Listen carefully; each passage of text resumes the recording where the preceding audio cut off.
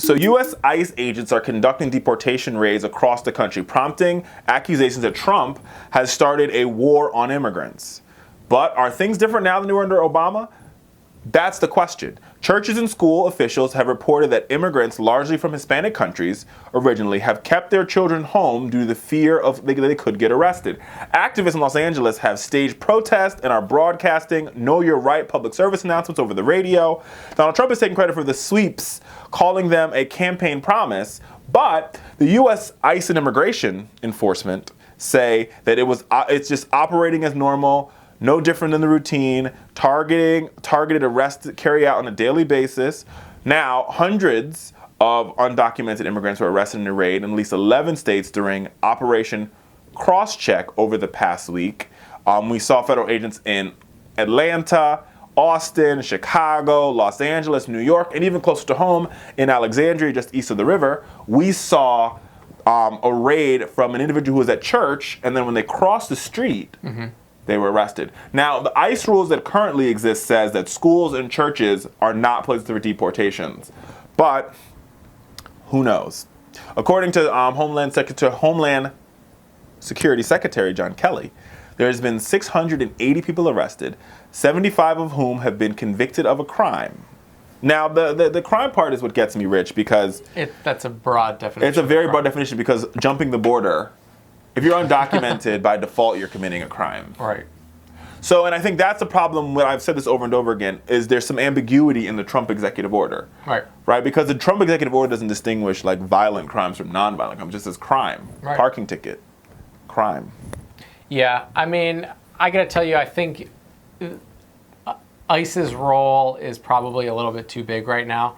I do believe he's doubled ICE agents. Yeah, there is a space, in our government for immigration enforcement, especially those that have been convicted of violent crimes. I think that's a pretty easy argument to make that, maybe it's better that they're deported. But the fact of the matter is there are a lot of people that are effectively at this point living as Americans, and regardless of whether, they snuck in or they, their parents brought them in, it's a sticky situation. And the fact of the matter is we rely on immigrants to power our economy, to power innovation. Absolutely. America is a country of immigrants. And I think to add to that, we saw that this week. So this week there was, No Immigrant Day. It was this past Thursday. Right. A number of restaurants shut down, a number of places shut down. They're saying, listen, you cannot run this economy without immigrants. Donald Trump's response is he tweets, the crackdown on illegal criminals is merely keeping my campaign promise. Gang members, drug dealers, and others are being removed. Yeah, what about the dreamer that they deported last week? Well, according to ICE, they say that dreamer, he was gang affiliated, even though his lawyers say that's not true. But I think the story that's more heartbreaking than the dreamer is the story of Guadalupe, which is a story that came up last week, she was deported. She committed identity fraud at some point in time in 2008, 2009.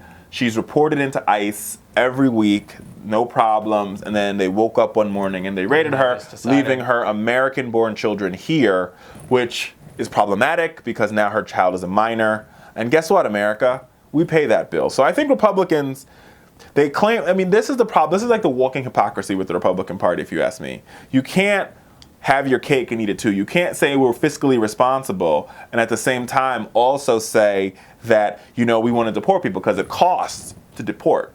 Right. It's expensive to deport. It's expensive to send a child into the foster care system, potentially. Not to mention there's a total, the impact of deportations. Now, we know that 2.5 million mortgages are held by those who are undocumented workers in this country and then mixed status households. Right. If we deport all those individuals, that's $4.7 trillion to our GDP. That's a big number. Right. We are intrinsically tied with undocumented workers. Donald Trump's business, we forget this, actually benefited from their labor on some of the projects that he did. So did his former labor secretary who withdrew, who was paying an undocumented worker to be his maid. So, it's a big thing. It's a big deal. Let the record reflect that Donald Trump is in fact a hypocrite. And with that, we're coming up on the break.